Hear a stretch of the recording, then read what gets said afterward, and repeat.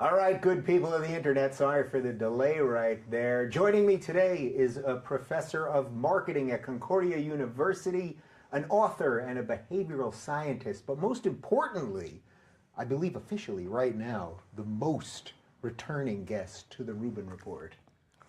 Dr. Gad Saad, welcome to the Rubin Report. So kind of you to have me again, to put up with me yet again. All right, well, I thought we'd do this just one more time. Let's just finish this, you know what I mean? This every couple months. It's been 16 months since my last appearance. It's been 16 months? I think it was in August 2017, so wow. It's been a while. Well, it's sort of fitting. So this is actually my last taping of the year. We have a couple more shows coming out that we taped earlier this week because of my travel schedule.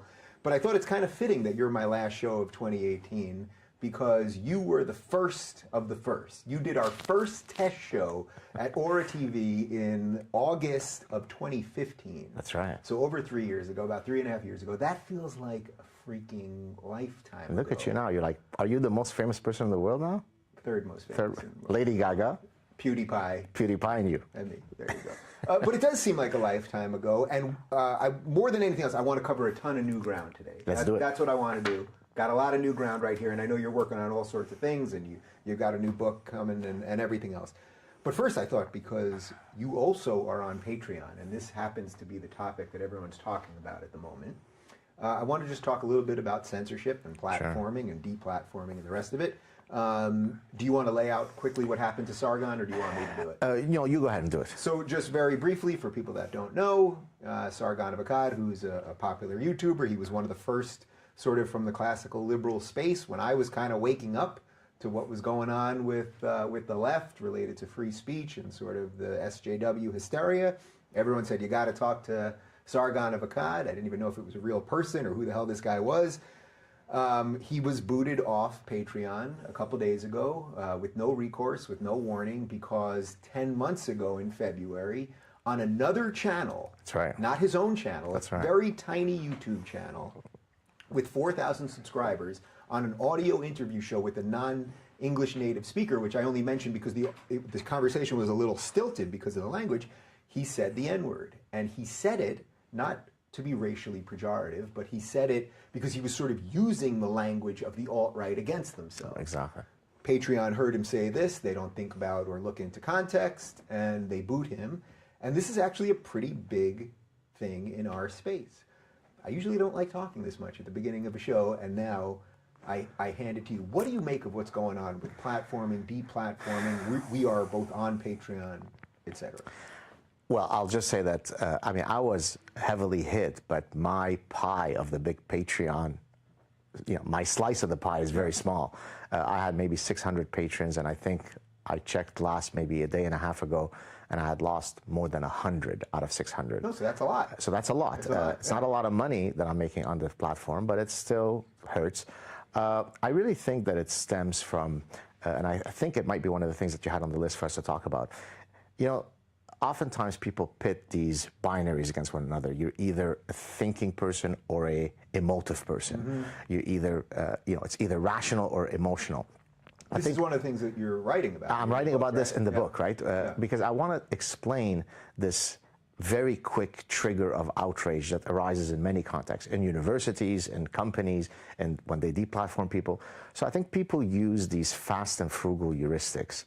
Oftentimes these heuristics work well, but on other cases where you misapply an emotional reaction in a context where it would require a bit more cognitive effort, this is where you get some of these problems. So can you give me an example first? When does a heuristic that just is like the immediate reaction heuristic work? If I'm walking down, taking a shortcut to go home, and I see 3 young men that look quite suspicious, my heart starts racing, I start maybe sweating a bit, my blood pressure goes up, so I'm getting an emotional reaction that's physiological based, precisely because it makes sense at that moment for this autonomic reaction to take place.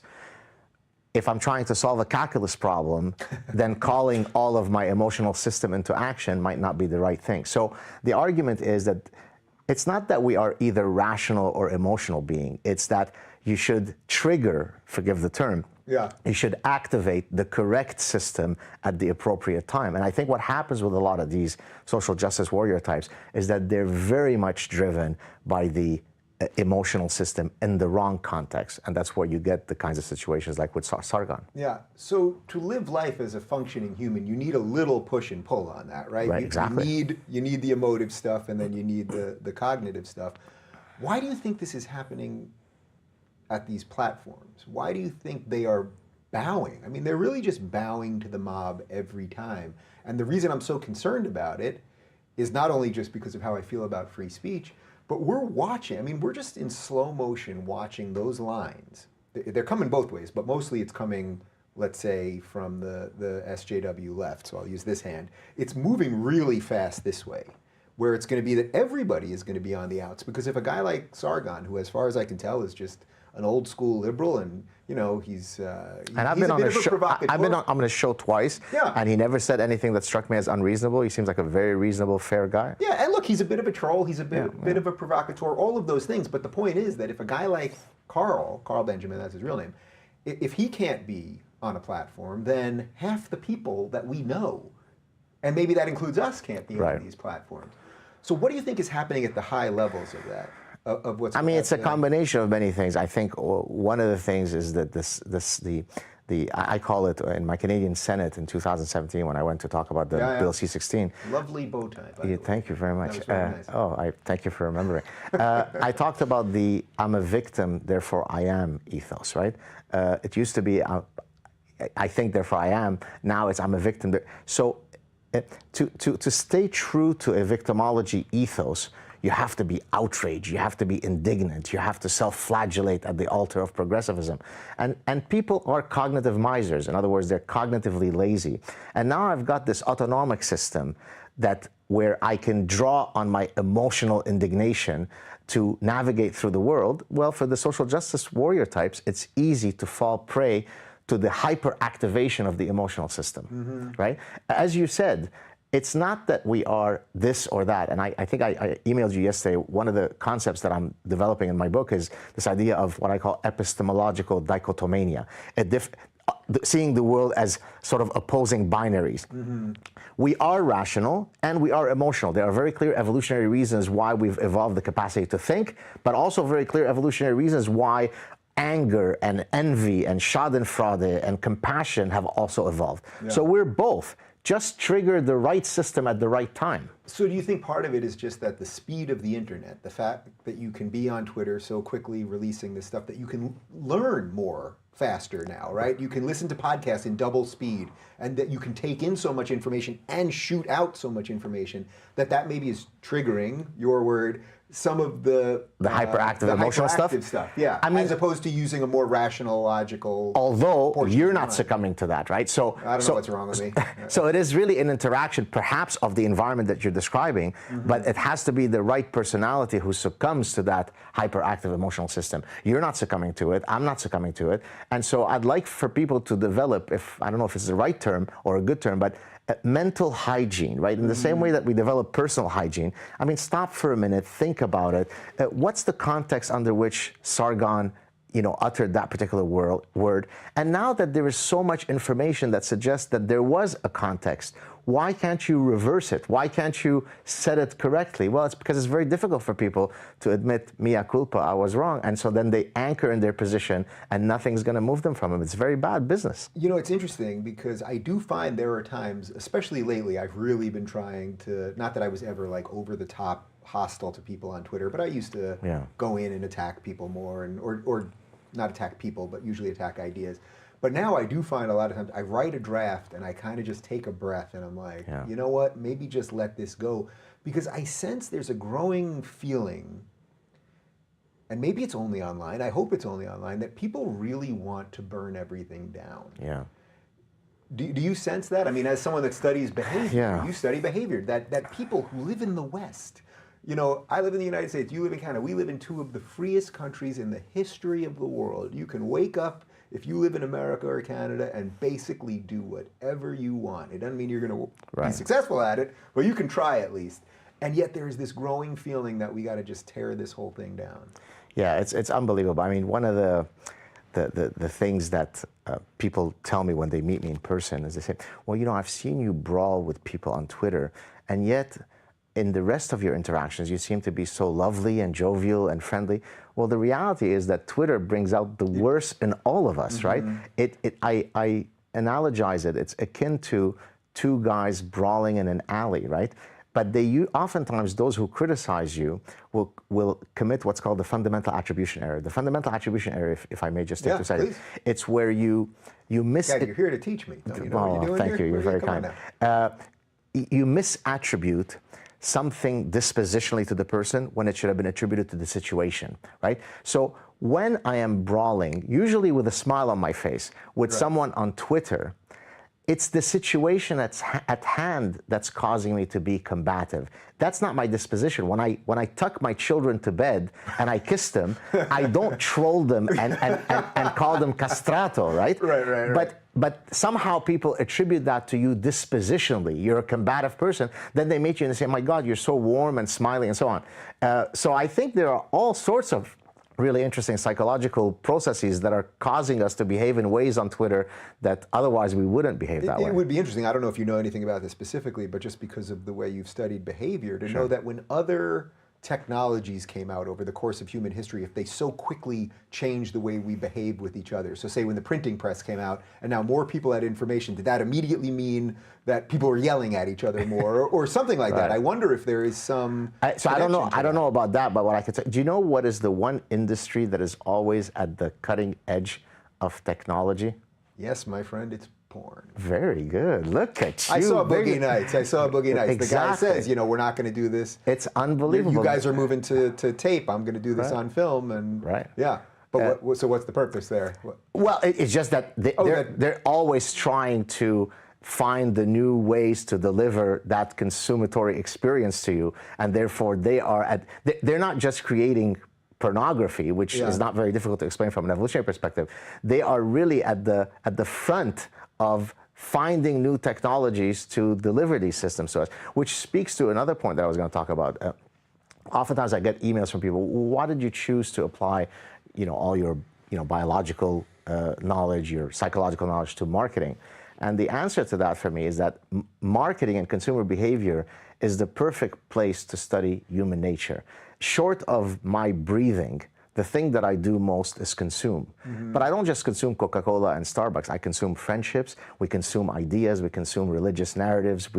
So everything is consumatory. So the reason why I love marketing so much, because people think of the term marketing in a colloquial sense. You're trying to market the next hip party, right? So they think I sit there and I design restaurant menus as my job. Right. Well, if that was true, you'd probably have a lot more money than you have, right? Like if you had mastered that, what the hell would you be teaching for? Exactly. You know? Marketing is really, so some marketers or marketing professors are anthropologists who study the ethnography of consumption.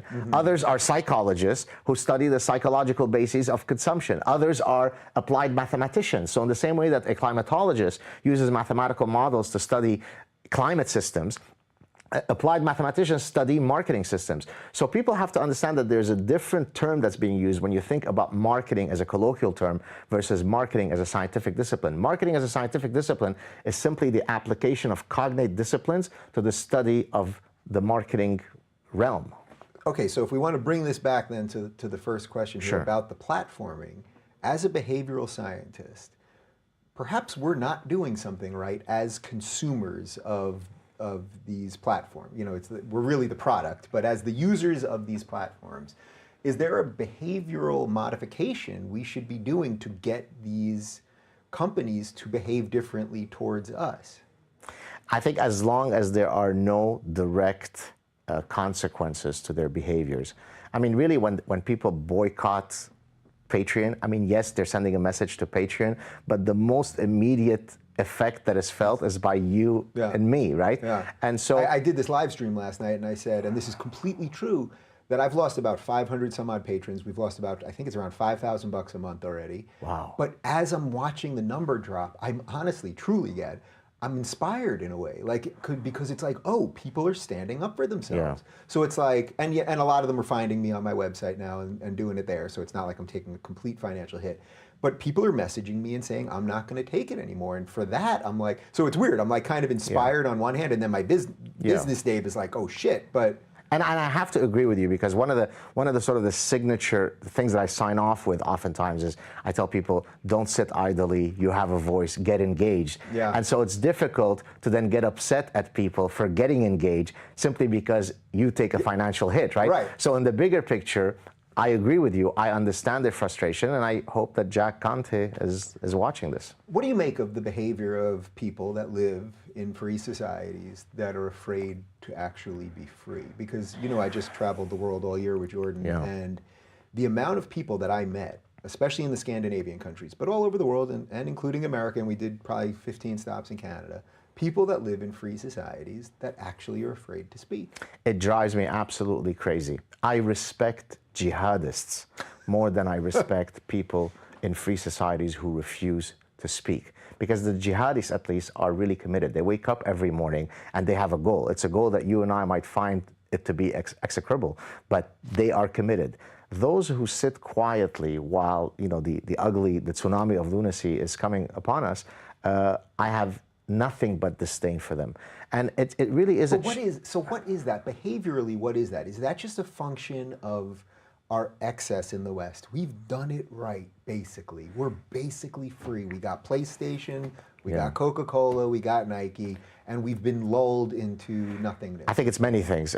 Number one, I truly believe that those who come from societies that weren't free, Ayaan Hirsi Ali, myself, we really do understand what magical reality the West is. In the whole totality of societies that have ever existed, in the compendium of societies in the world, we're nothing but a small bleep. We've really done something right. I think most Westerners don't know that there is, I mean, maybe sort of at the abstract, they know that there are some really bad places out there, but they take things for granted.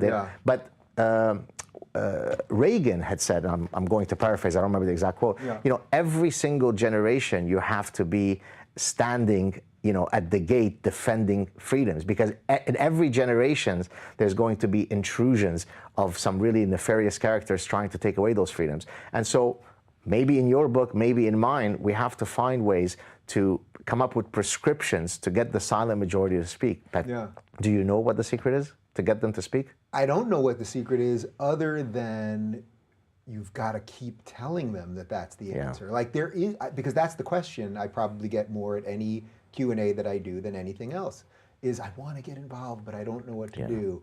And it's like, you don't have to make a YouTube channel tomorrow, although I tell people get on all of these platforms and do those things, but just in your own life, don't be afraid of having these conversations. If you're truly afraid that you're going to say, I'm for low taxes, and your cousin's going to tell you you're a racist, that's not going to magically get better. You know what I mean? It's going to, actually, it'll magically get worse. So I think it's just on you, person watching this now, to do it. Earlier today, I was at Balboa Island in Newport Beach with my family, and we ran into an older gentleman. I think he's 80 years old. We had seen him around here. We're often in California, and we love his dog. He's got a Shetland Shepherd. So we stopped to pet the dog, and we ended up talking. At one point, you know, so I guess he's finding out what I do and so on, and he tells me with a lot of hesitation, as if there's going to be this great repercussion on him, he admits to me this very, very dark secret. He's a Trump supporter. And I said, oh, why do you say that with such hesitation? Why? So here's an 80-year-old gentleman who lives supposedly in the most free society, sitting on a free street in Newport Beach, yet he felt sufficiently tepid about simply saying that he supports the current sitting U.S. president. That captures it all. That's it. I mean, to be free and to be, well, you're your own hostage at some level. You really are. The other thing that I find very interesting is that, so I was speaking actually with Jordan and a few others at an event. This was the event in 2017 where we were going to speak about the stifling of free speech on university campuses that was shut down. And then it was rescheduled. So in the Q&A, someone asked, who is, of each of the people who were in the panel, who is your sort of freedom hero? And my answer was, well, it's all the people who do what we do, but they do it in the Middle East. right? Where the repercussions on them is they might be taken in the middle of the night and you'll never hear from them again. Now, what upsets me is that if you ask people in the West, as you were saying earlier, who are too afraid to speak, well, what are you afraid of? It's unbelievable the banality of their fears. Well, so if they're a professor, well, I'm afraid that the chair of my department might give me my course load on Tuesdays, but he knows that on Tuesdays my son has soccer practice. That's what you're basing the whole edifice of your defense of freedom on, the fact that he might screw around with your teaching. So there is a misalignment between what people fear. I mean, I get 1 million death threats. Yeah.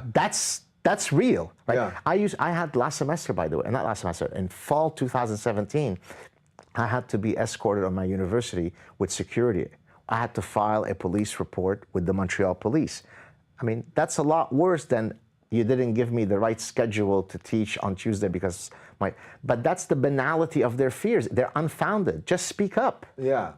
I ask a lot of my more courageous guests this, but what do you think it is about you? Do you think it's just because of what happened to you in Lebanon growing up? I mean, which if people don't know the story, Sure. they absolutely should check out our other interviews because your life story is incredible. Do you want me to summarize it? Or Yeah, if you want to do that. I mean, we're Lebanese Jews who lived in Lebanon. I mean, all my parents, my siblings who are much older than me, myself, we were all born in Lebanon. We were part of the last group of Lebanese Jews who were still in Lebanon. The civil war broke out into the mid-70s, where it was no longer possible to be Jewish in Lebanon, and so we had to leave, very, very quickly.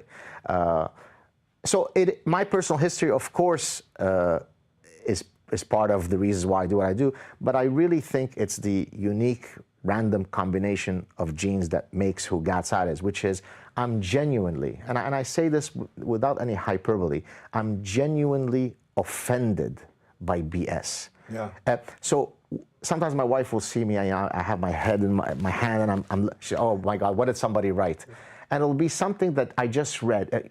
There is a retreat in Costa Rica where whites are not allowed. Yeah, this was like the hot thing that Vice was tweeting out. Exactly. Yeah. And then I watched it. I went absolutely berserk. I said, how could it be that the same society that created Martin Luther King, this is not 4,000 years ago. This is within, well, not maybe you being alive, but I was maybe 2, 3 years old. Yeah. The same society that created Martin Luther King 40, 50 years later is the same society that rejoices, right? Vice News was not saying, look at these idiots. There's how progressive it is that there is a American woman who has started a retreat where whites are not allowed, where they take breaks from white people. Yeah. Well, just look at my tone now. It upsets me. Yeah. Now, possibly because I also come from the society where I come from, where I know what real hatred is. Yeah. There is no such hatred in the U.S. Stop pretending that there is such a thing. Yeah, well, we're looking for it all the time. We're looking for it. If you want to find racism everywhere and bigotry everywhere, guess what? You will find it. Exactly. And if you don't, you'll just make it up. So exactly. What's it been like for you? So you just mentioned having to be escorted off campus. So in the couple times that we've done this, obviously your public profile has grown and you're extremely outspoken. What's it been like just on campus in general? Colleagues, I'm guessing you probably get a lot of silent support and probably not a lot of public support. Yes. I mean, it's the same old story with everybody. That's the either depressing or at some level inspiring part of this, that maybe there are many more of us, which would be inspiring, but the depressing part is it's like, you're just a man. Yeah. You're just one guy doing what you think is right. You have about 4 hours? So let me summarize a few of the things that have happened over the past year. Yeah. So my university, and I'm saying this not to be diplomatic, but there are many, many great things about my university. They truly have given me an environment to flourish. They don't get in my way. They've never come and said, don't say this and don't say that. But I think my public profile now is scaring them. So I know for a fact, for example, that the media department at my university, I used to be their hero. Every 5 seconds, they used to call me. I mean, I won the President's Award, the President of the University's Award, for the guy who gets the most international media coverage. That was in 2015. Well, from 2015 to now, my profile has grown about 13 trillion times. Right. So if I won it in 2015, you would think that I'm certainly up there. I've completely become invisible to the university. So they don't actively come and stop me from saying something, but it's as if they want to hope that I go away. Yeah. And I've spoken to a few senior administrators, and it kind of relates back to what we talked about earlier, this kind of emotional mechanism. Some of them are upset at the fact that I called someone a schmuck on Twitter. So all of They've never called anybody a schmuck. Exactly. And I've actually had some, I'll tell you another quick story. There was a gentleman with whom I was communicating on Twitter, a random person. I have no idea who this person is. And at one point I called him a degenerate, retarded schmuck. Okay? Twitter banned me. I found out it's because I used the R word. I get a call from a university human resources person after hours to discuss the fact that a complaint had been filed against me. Now, I was thinking, oh, this must be in the context of my job as a professor in the university, and there's absolutely no way that anybody could have any reproach against me because I conduct myself in a very, very austere, professional, professorial manner. So, no, they were referring to that interaction with a random person on Twitter, to which I told the person who I was speaking to, so let me just make sure that I get this straight so that when I repeat it on high-profile platforms, I don't get it wrong. You think that it is within the purview of the university to contact a professor and determine what he or she can or can't say using which tone on Twitter when they're engaging another person as a private citizen? So if I were to hear you speaking to your daughter coming out of the pharmacy in a tone that I didn't approve of, can I report you to the university? The conversation ended very quickly after that. So the fact that universities are even emboldened, that they have the reflex to feel that it is okay for them to be questioning which word you use on Twitter is a problem. And the fact that you fought back boldly probably made them scatter very quick because they don't expect anyone to fight absolutely back, right? So do you think universities have a different responsibility when it comes to speech? So of course in the United States, where we have the First Amendment, which is about the government coming for your speech, I think is being now confused with generally your right to free speech. Anyone can say whatever they want with the very limited exceptions of fire in a crowded theater, et cetera, et cetera. But something like Mark Lamont Hill a couple of weeks ago, when he gave that insanely over the top and truly racist river speech. to the sea. He said river to the sea. Palestine should be free from the river sea. That is literally what Hamas says. I mean, it is a call for genocide. Everyone knows what it is. Now, in my view, the school, Temple, and CNN, his network, can do whatever they want. They can associate or not associate. But I know there's a little bit of and I say that as a free speech guy. It's like he can say what he wants. Yeah. The school can associate with who they want. I don't want the government forcing him to stay or forcing him to go. But that, to me, is what freedom is. It's the messy exchange of freedom. But do you think, in a case like that, do you think universities have an extra responsibility to protect free speech when it's speech that they don't agree with? So the way I would answer it, and although I'm very conflicted about it, I don't think that Temple should fight, and I say this as a Jewish person, right, who has a lot of family in Israel. Yeah. I don't, despite the fact that I don't agree with what he said, and he is aping the exact slogan of Hamas, I don't think that they should fire him.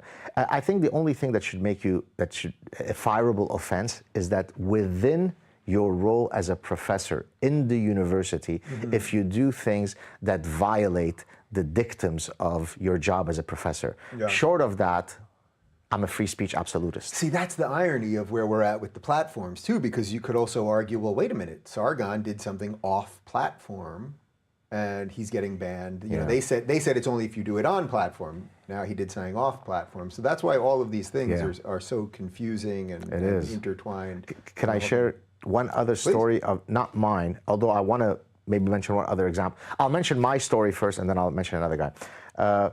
Another thing that struck, because you're asking what's happening on universities in my personal experience. So now the equity and diversity stuff is spreading like wildfire across all institutions in Canada. Because we have, Justin Trudeau, who's really pushing this everywhere, right? Yeah. And so they're not happy. Well, I can't say they, but I did about 15 shows this year in Canada, and every time I mentioned Trudeau, people would boo. Do you know how many? He was the punchline of all my jokes. I mean, it was da-da-da-da Trudeau, and everyone goes nuts. Do you know how many people have written to me now saying, I wish we would have heeded your warnings about Trudeau in the past? So yes. Stephen Harper's looking pretty good these days. Huh? Although my prediction, regrettably, I think he'll win again. But because there isn't anybody who can beat him on the charisma factor. The current guy is not going to do it. I've got Maxine Bernier coming in. Do you? Yeah, okay, very nice. Yeah. But so the equity and diversity stuff, the Canadian government now, they endow this thing called the Canada Research Chairs, which is the highest chaired professorship that the Canadian government can bestow on a professor.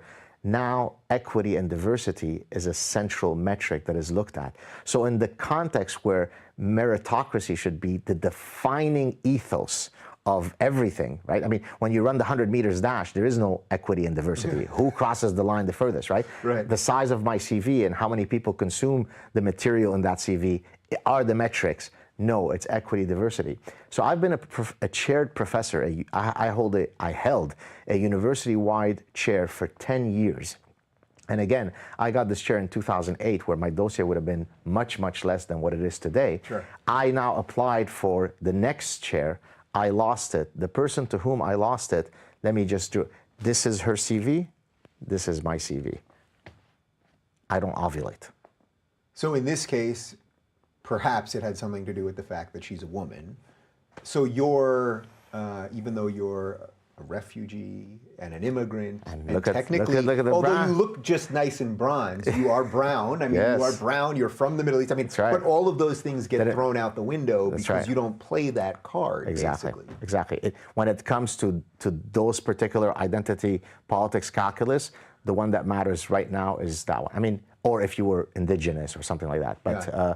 being brown, escaping decapitation in Lebanon is not as important as ovulation. Yeah, I think you're going to be writing a little bit about this as well. But what do you make about what's going on right now? There seems to be like a gender war starting or something. And what there's you're this referring to? Well, just that there's this weird tension suddenly between men and women, I think, that seems to be bubbling up everywhere that obviously is somehow connected to this new version of feminism. Well, I mean, listen, I've been dealing with this even before all the social justice warriors. Just the fact that I've been trying to Darwinize the behavioral sciences in general and consumer behavior in particular, that itself was a heretical idea. So that was thought of as sexist basically because men and women like different products. Well, just basically, that right? men and women have different. Look, there are many things that make men and women similar, Yeah. and there are many things that make men and women different. And the only framework that explains the cataloging of similarities and differences is evolutionary psychology. There is no other game in town, right? But the fact that you even recognize that men and women might have evolved sexual dimorphisms, that itself is heretical in much of the social sciences. So even before the sort of culture wars that you hear about, just in science itself, I'm an interesting guy in terms of my academic background in that I really do straddle the natural sciences and the social sciences, Yeah. right? So I could say the exact same sentence. If it's heard by natural scientists, they go, yeah, no kidding. The exact same sentence heard by the social scientists, boo, boo, Nazi. Can you give me an example of that? Well, just for example, saying that there are evolved sex differences, just that, right? I mean, the fact that in the 21st century, a professor has to appear in front of the Canadian Senate to say the things that I had to say and then be accused of being pro-genocide, what more do I need to say? I mean, that captures the zeitgeist of lunacy that exists. What do you think has to happen to turn this around? Because on one hand, it's like, look, all of these conversations that so many of us are happening, they're growing. There's live events happening all over the place that people are attending, and so there is an awareness of this. But I still sense we're just the frog in the pot right now. That thing is just getting warmer and warmer, and we're looking around and we're realizing, oh, there's other frogs in here, but they're looking at us going, oh, you're getting warm too. So to go back to an earlier point that we talked about, we said, how do we get people to get engaged? It's not rocket science. You have to marginalize the voices of lunacy. And you do that by having the tsunami of reason overtake the tsunami of lunacy. The problem is that a few highly committed intellectual terrorists can hold the rest of the people hostage, right? On 9/11, it only took 19 people. It didn't take 19,000. It didn't take 19 million. It took 19 people who were very committed that morning to cause a level of destruction that is unimaginable. By the same token, it doesn't take too many miscreants in universities to cause damage. But if everybody gets up and says, look, I'm indignant about these constant injuries to truth, I won't accept you saying the things that you're saying. Challenge your professor when he or she says BS. Challenge your Facebook friend. if you get enough people to marginalize the voices of lunacy, then very quickly the tide will be overturned. Do you think that universities, let's say 20 years from now, are going to be completely different? I mean, the amount of access to information and to great minds that you have on YouTube is incredible. I mean, you can learn about psychology from Jordan Peterson. You can learn about behavior from Gad Saad. You can learn about evolutionary biology from Brett Weinstein. I mean, I could go on and Sure. on and on. That people are learning in a new way now. And it almost, for as much fun as I had in college and as much as I learned in college, it's like, at some level, it's like, with this hysteria, if I was a parent, why would I want to pay money to have my kid reprogrammed into something that has nothing to do with any of my beliefs? I think universities will eventually adapt, but it will take much longer than 20 years. So, and I say this somewhat facetiously, but it's actually a pretty good description. You know, we have meetings to set up task forces, to hold meetings, to have a motion, to have a task force that will brainstorm, right? That's to decide whether we should have more coffee in the mailroom. Yeah. That's the pace at which The mailroom, you see what I'm saying? The male, M-A-L-E, there you go. That was thing. toxic masculinity, exactly. Yeah. So you can't have an institution that is supposed to have great velocity in its ability to adjust to, I mean, we teach this in the business school, yet we don't apply it. It takes us 50 years to adjust to market conditions. So regrettably, I think more and more people will look for alternative sources of information, as you said, on YouTube and everywhere else. So I got one for you that just popped into my head that I wasn't planning on asking you, and I have no idea if you've put any thought into. But one of the things I've been thinking about lately, especially because of what's happened here with Patreon, and I want to figure out how to move ahead with my business, is that the numbers related to what's happening online and on television seem incredibly out of whack. In that there are millions and millions of people ingesting all of this online content, watching for extremely long times. So the example I'll use is my chat with Shapiro and Peterson from 2 weeks ago. It has over 1 million views. The average watch time is over 40 minutes, which is unheard of on YouTube. This is way more than NBC nightly news gets, let's say, on an average night, or certainly more than CNN gets. Yeah. CNN's a better example. So you take Anderson Cooper, 8 o'clock, whatever he's getting, whatever numbers he's getting, that brings in millions of dollars of revenue. A 2-hour conversation that we do here, I think it's made about $5,000 or something like that. What's the behavioral or marketing aspect of this thing that needs to be flipped? What's causing so that the monetization of these conversations is more lucrative? Yeah, and I don't even mean this within the lens of so that we make more money. Yeah, I don't even mean it that way. I mean it like something seems wrong with me with the structures right now. That people are paying, that old school companies are paying a ton of money for things that have just existed forever that nobody watches and nobody cares about. Then there's this new thing that everyone's watching, young people really care about, and yet it's getting pennies on the dollar of the other thing. What's the behavior pattern for the people that are pulling all the levers? So you're right that I haven't thought about it, so I'm doing it on the fly. Yeah. And maybe the best way that I'll describe it is by telling another story. Okay. What's going to be common about my story and what you asked is the fact that most people, once they are anchored in a particular way of behavior, it's very difficult. The inertia is very difficult to shift. Mm-hmm. So I was invited to speak at Stanford University Business School. I mean, it doesn't get more prestigious than this, okay?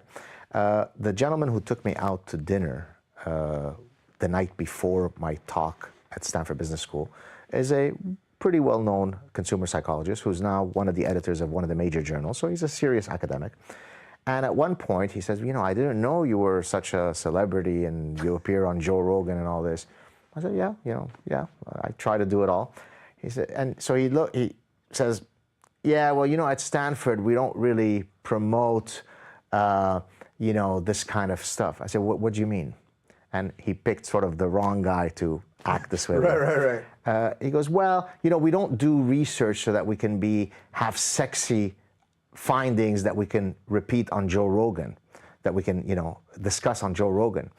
I said, well, I'm not suggesting that you either do scientific research or appear on Joe Rogan. I'm saying do scientific research and appear on Joe Rogan. Surely you, as a professor of marketing, you would appreciate the fact that appearing on Joe Rogan and having 10 million people consume your ideas might be as valuable as a paper that you publish in a scientific journal that's read. This is maybe why I'm not I don't get invited in some of these parties. Yeah. That's read by you, the editor, 2 reviewers, and your mom. Yeah.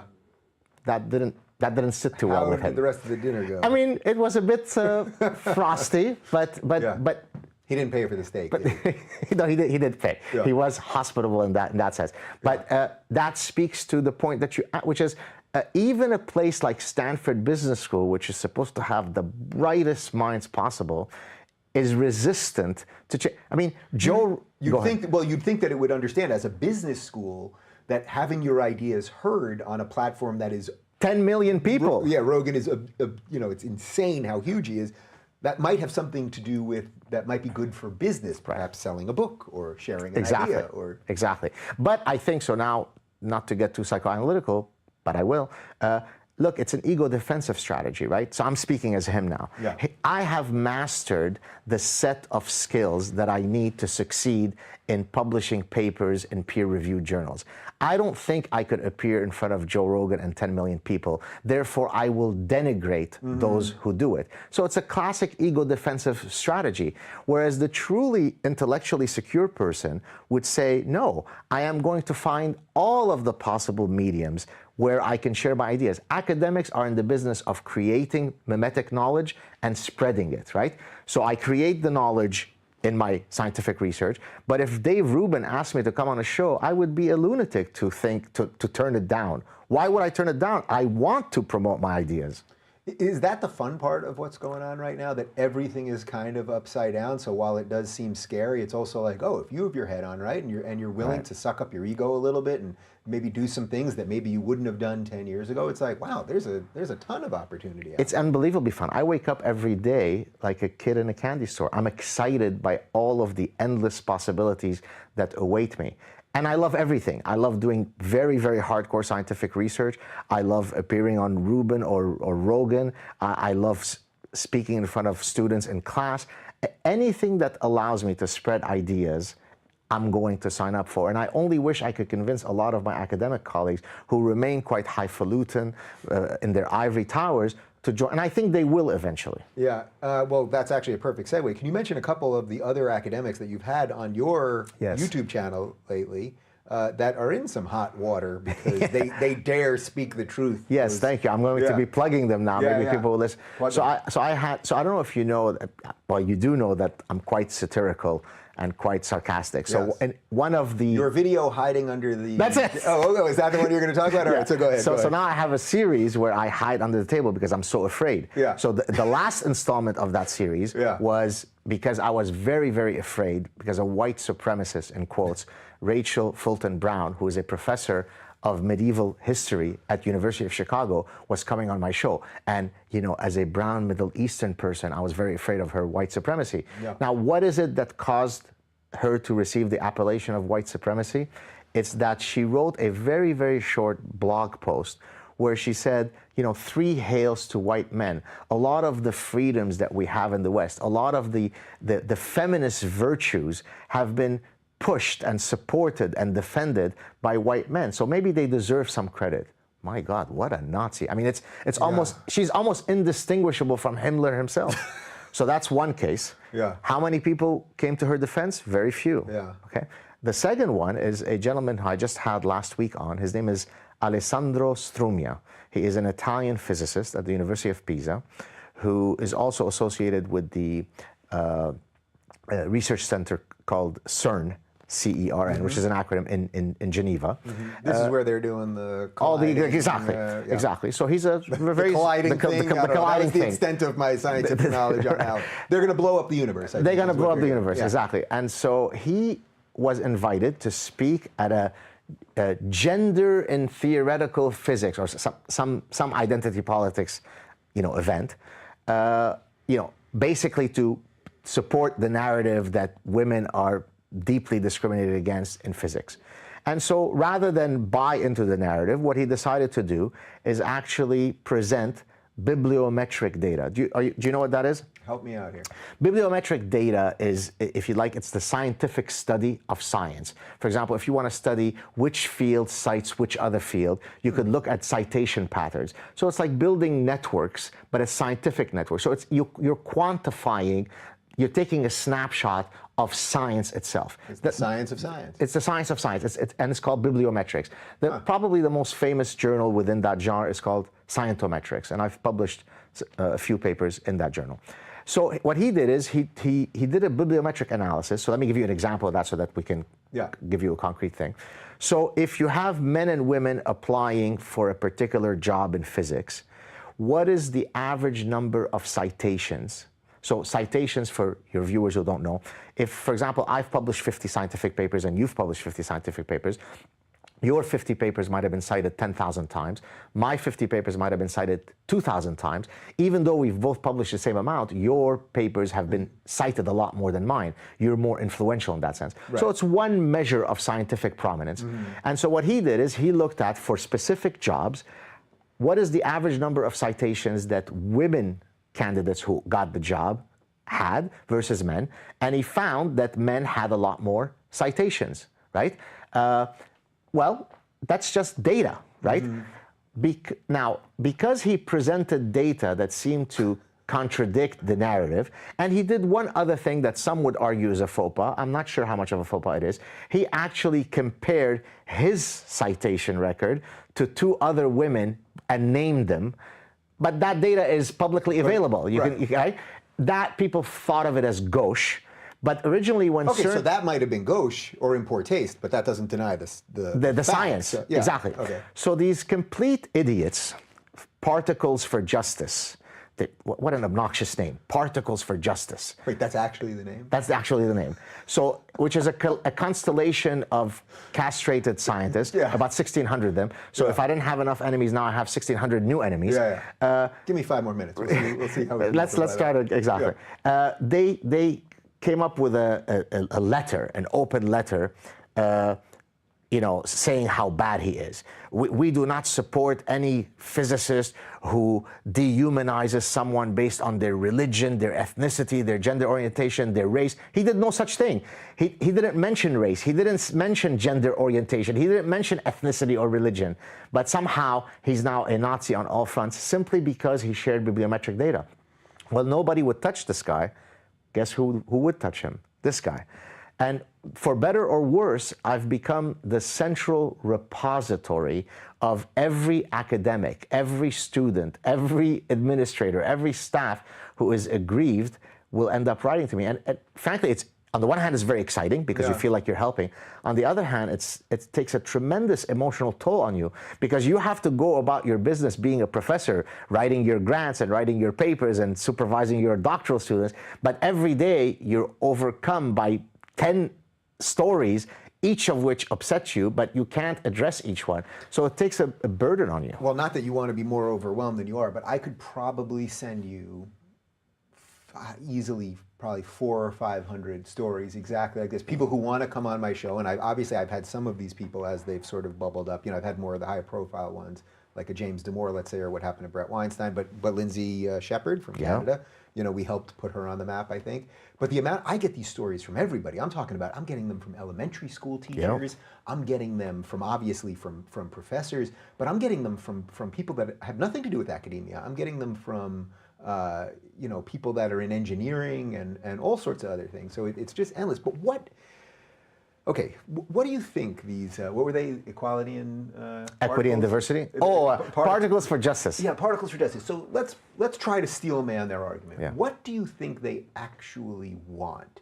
Do they actually want that physics departments should have the exact breakdown of females? So let's say females are like 52% and males are 48, something like that? Absolutely. They think that actually the best way to move physics forward in the future is to have 52% females, 48% males, regardless of that men and women like different things and that studies are cited differently and all things. They truly believe that. Let's really give the devil his due here. Or they don't believe it in the deep recesses of their minds when they're about to go to bed in the privacy of their thoughts. But to the public, they certainly must demonstrate that they do believe it. So whether they truly believe it or not is up for debate, but they're certainly signaling that they believe Okay, so let's take that section of them, and that's probably a huge amount of them, right? Because that's just that's just sort of the weak hostages, let's say. So let's move those people out. Now let's take the true believers in this. You think they truly believe, even though they're educated, these are physicists. Yes. they believe that that would produce, or are they putting physics aside for the purposes of equity? You know what I mean? Well, it's funny because I actually... Like, what do they think is more important, equity or physics, I guess is my question. Equity. Which speaks to another point that I talk about in my forthcoming book, which is, you know, there are oftentimes mission statements that don't go hand in hand. If you do more of one, you have to give up on the other. Universities exist for the pursuit of truth. If in the pursuit of truth, feelings are hurt, so be it. This is exactly when Sam Harris on his podcast, when I appeared a few years ago, you know, one of the first things that he led with was, in your scientific work, Gad, is there anything that you consider to be forbidden knowledge? And my answer was an unequivocal no. If you are an adherent, truthfully and honestly to the scientific method, then it's not my job as a scientist to worry about how that knowledge might be misused, because then it truly is a slippery slope, right? We shouldn't have done physics research because, you know, Hiroshima and Nagasaki, right? That's, by the way, one of the reasons that caused the abdication of biology from the study of human behavior was precisely because some social scientists thought that by biologizing human nature, that could be misused, like by the eugenicists, by the Nazis, by British class elitists. And therefore, let's create a new edifice that's completely removed from reality, but where biology is no longer relevant. So what these physicists are doing is they've been parasitized by idiotic ideas. Physicists could be just as moronic as anybody else. As a matter of fact, I've met quite a few physicists, short of whatever they know in physics, they're fully lobotomized. So it's not as though being in physics affords you, you know, greater knowledge and greater life. Right, I guess that's just depressing at some level or something. But isn't the other inherent problem with that, if you're afraid to go where science will lead you because of whatever the politically correct notion of the day is, that you're going to leave scientists to a lot, you're going to leave science to a lot of bad people? Absolutely. I mean, that's exactly why I get so frustrated, right? I mean, I've had reviewers, and I've kept the reviews. I send a paper to a journal. If I show you some of the reviews I get back, you would think, oh, no, this is Gad being satirical, right? Right. Why is he studying sex differences? Does he not know the danger of... I mean, do I really in the 21st century have to explain to you that there is inherent value in studying evolved sex differences? The fact that you get a reaction of indignation and disgust and you call yourself a scientist is like being in the 13th century. It's breathtaking. But that's because they believe, they place on sort of the hierarchy of ideals, they place hurt feelings or the refusal to have hurt feelings above truth. Do you think all of this, like almost everything we're talking about here and sort of everything that we're all fighting all the time, simply like if we were to just boil it down to, it's like, you know, let's go to first principles sort of thing, that it's just because of an abdication of personal responsibility, that people are just sort of afraid of their shadow. They're just afraid that it's a little bit of a scary idea to just get up every morning and go, I got to do a little better today. I mean, definitely there's a bit of that, but I think that what unites a lot of these, what in the book I call idea pathogens, right? The book is about parasitic ideas that infest our brains, causing us to behave maladaptively. A lot of these ideas are ultimately abdication of reality because they make me feel good in some way. So for example, the tabula rasa premise, the empty mind premise. Do you know what I'm talking about? This is basically the idea that we are born with empty minds, and it's only socialization. So this is sort of the blank slate. The blank slate, exactly. Yeah, okay. So the fancy term is tabula rasa. Okay. In Latin, the empty slate. Gotcha. Okay. Well, I thought we were doing the show in English. I could break it up for you in Arabic and Hebrew and French. But anyways, but hey, by the way, Obama says Pakistan in this way, so he's the worldly guy. Right. But the tabula rasa premise really comes from a very hopeful place. Why? Because it says that we are all born with equal potentiality. Had I simply been hugged better by my mother, I too could have been Michael Jordan. But there was something, right? There was something in my environmental trajectory that caused it that realization happened for Michael Jordan, but not me. But there was nothing inherent at the start, at t=0, that would have led Michael Jordan to have greater likelihood of becoming the NBA star that he would have become rather than me at 5'6.5", right? Well, that's hopeful. I'd like to believe that. I'd like to believe that we are all born with zero biological, no innate differences in intelligence, for example. No, that makes me feel good. It would sort of be a beautiful thing. It's if a beautiful that's how world, things right? Worked, yeah. So I think a lot of these parasitic ideas all stem from a very noble place. It stems from a place where you try to sanitize the ugliness of reality. So for example, to link it back to marketing, the Dove campaign, that's probably the most successful campaign of their genre, is one that basically says, look, we're all equally beautiful. There is no, beauty is a social construct. Well, if I'm a woman, do I want to hear that message? Or do I want to hear Gad Saad telling me that no, across all cultures, facially symmetric people are judged as more beautiful than facially asymmetric people? Right, it just is. If my nose was all the way this way and I had one eye over here, I wouldn't be as attractive. But if that were true, that would smell of fatalism. That means I'm doomed to that asymmetry. But if you tell me, no, don't worry about it, in the right context, people will judge your sagging breasts, your wrinkled face, your asymmetry to be as beautiful. Look, there's the movement fat acceptance, for example. Right. Fat acceptance. Sorry. No, go ahead. This is just a doozy of one because now you have people that are in. It is not healthy to be fat. Exactly. That is not a controversial statement. Have we noticed that I've lost 30 You've lost some weight, by the way. You've lost about 30 pounds, if I'm not mistaken. Very good, very good. Not bad, well, man. thank you for noticing. Yes. No, but seriously. I sense this will work well for you in your career and life at large. But fat acceptance Yeah. basically says, look, it's a conspiracy from the medical establishment to argue that being overweight is a bad thing. And so I actually troll my physician. I said, hey, don't you dare tell me that I need to lose weight. As a matter of fact, at one point, I had gone to see him, and I actually mentioned this in the book, and he pulls out, he doesn't bring out my cholesterol scores, he pulls out a couple of tweets of mine. I'm guessing he follows me. Doesn't realize that I'm being sarcastic, because I write, you know, this is hilarious. My physician is a complete fattest. He said that I needed to lose weight. Doesn't he know that, you know, this is a social construct? Right. I'm trans gravity, blah, blah, whatever. My usual Gad stuff. And then he points to them, and actually my wife was in the room with me, and he points to them, and basically he's questioning my emotional state and my sanity. So I won't say his name. I go, Doc, I was being sarcastic. That's hilarious. So physicians can be parasitized by an inability to think and detect sarcasm. Yeah, but so I think there is the root of that, though, is, again, it's personal responsibility, right? Because isn't it, it's very easy to be like, all right, well, I'm fat or whatever it is. Right. And I have no reason to it's not about me to get myself in order. It's not about any of that. So that it just strikes me that almost every problem that we're seeing in society right now is due to that. Is due to the ultimate abdication of people of just that it's their life. They seem to have forgot that it's their life or something like that. But by the way, though, the fact that something is determined by some evolutionary mechanism doesn't mean that it is biologically deterministic. I had, and of course I won't mention the name of the person, I received probably like you do 1 million emails of people asking me for advice. And unfortunately, I can't answer everybody, but once in a while someone... I just forward them to you. There you go. Yeah. That's why I received so many. Yeah. And so one gentleman wrote to me, who's a guy of a certain age in his late 20s, saying basically that he had never had sex and he feels very distraught by it, and is there any hope for me, Dr. Saad, blah, blah, blah.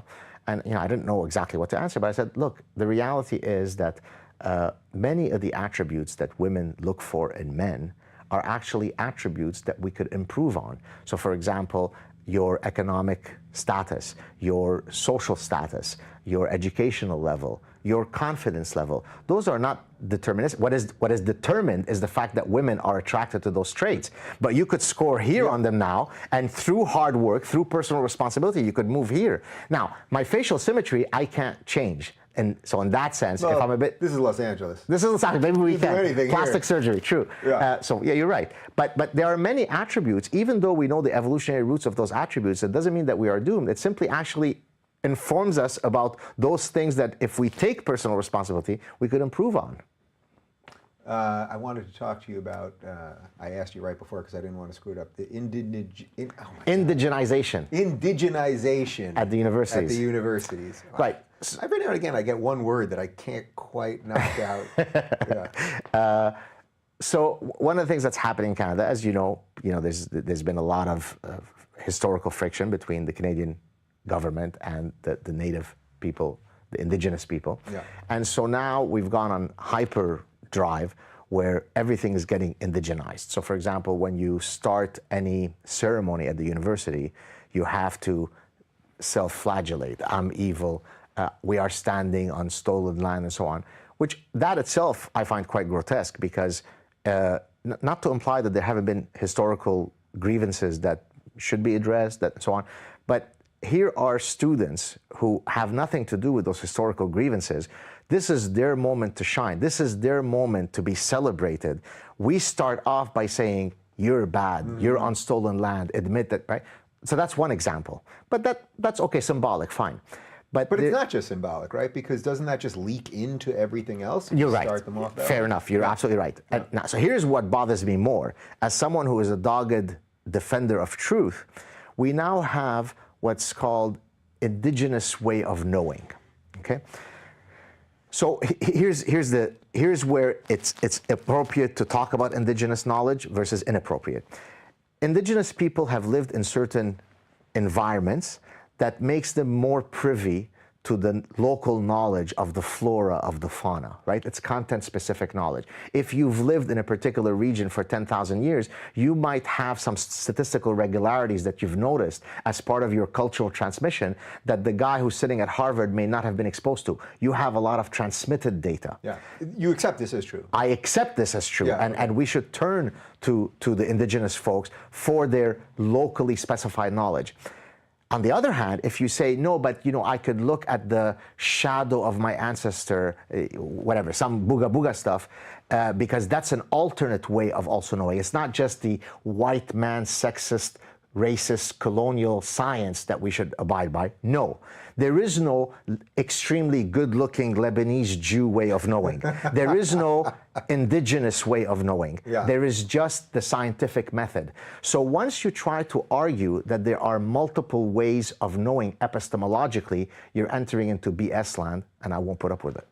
Can you explain to me a way that they would say that? How would they make the counter argument to that? What would they be talking about? Well, what would be an indigenous way of knowing? I'm not talking about the legitimate part. Not everything is material science. Not everything is materialism. Not everything can be captured by conducting an experiment using white man science. Hashtag science must fall, right? You have to decolonize your mind, man. You have to accept that there are, Central African way of knowing where you understand the rain to be that God is crying. You understand what I'm saying? Yeah. So you have to incorporate people's mythologies and folklores into ways of knowing. Shamanism is a way of knowing that is very different in terms of how you cure cancer, that has nothing to do with Western science. It's BS. Yeah. There is only one way of knowing, and it's called the scientific method. But by the way, people who do, for example, touch therapy is, I have an energy state in and I could cure your pancreatic cancer simply by hovering, right? Now, when you actually do a study to check the efficacy, it obviously fails. What do you think they rebut? Well, by putting us through the vulgar tests of science, that in itself removed the magic. There you go. So to speak. So there is no indigenous way of knowing. There is very valuable indigenous knowledge that should be maintained, preserved, and shared. But there is no different epistemology. There is no way to get at the truth other than the scientific method. It's the only game in town. How is this leaking into academia? I mean, is this a discipline that's being taught, or it's just sort of the lower layer of everything? It's everywhere. In curricula, it gets imported. I think it was the environment minister of Quebec who questioned when talking about some environmental policy. He basically said something similar to what I'm saying here, where he's saying there is only the scientific method. He was clobbered. No, there isn't just a scientific method. What kind of racist pig are you? Is there something unique or something bizarre about what's happening in Canada right now, that so many of the fighters right now that the world is looking at are coming from Canada? I mean, look, Is there something in the water? Yeah, well, Peterson obviously I think is the pinnacle of this. But Lindsay Shepherd, there's a series of other people. Right. Janice Fiamengo. Janice Fiamengo had in here, who's just off the charts phenomenal. That there's something happening in Canada. Perhaps you guys had it pretty good and stayed out of world affairs enough or something, but now the internet has like made us all feel the same, Right. or something. I don't think there's anything. I think it's just a statistical anomaly that a few of the forefront people happen to be from Canada. I don't think there's. Maybe it's.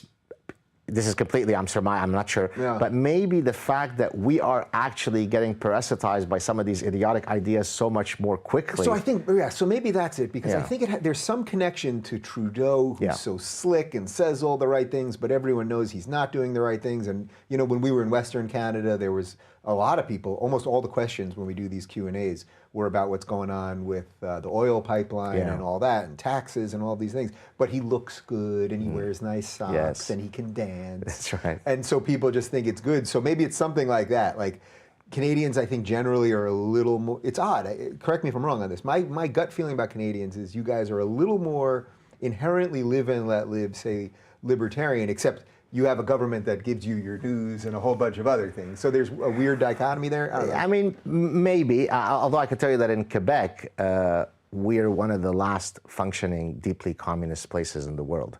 I say this somewhat facetiously, but not quite facetiously. We really, and that one of the reasons why I've always wanted to move to the United States is because this socialist ethos is really great for people who don't do much, and it really punishes those who are producers. Yeah. And so you're constantly getting the government who comes at you and says, hey, everything you do, 50-50, right? So it's not enough that my salary is taxed at a level that is unimaginable, that would make most of the people viewing the show have heart attacks, is that anything that I try to do beyond that to make a bit, if I go give a talk, if I write a book, if I'm on Patreon, the government says whatever you do forevermore, if it's world income, if it's on Mars, we're 50-50 partners. As a matter of fact, it ends up being much more than 50-50 because your income is about 50%.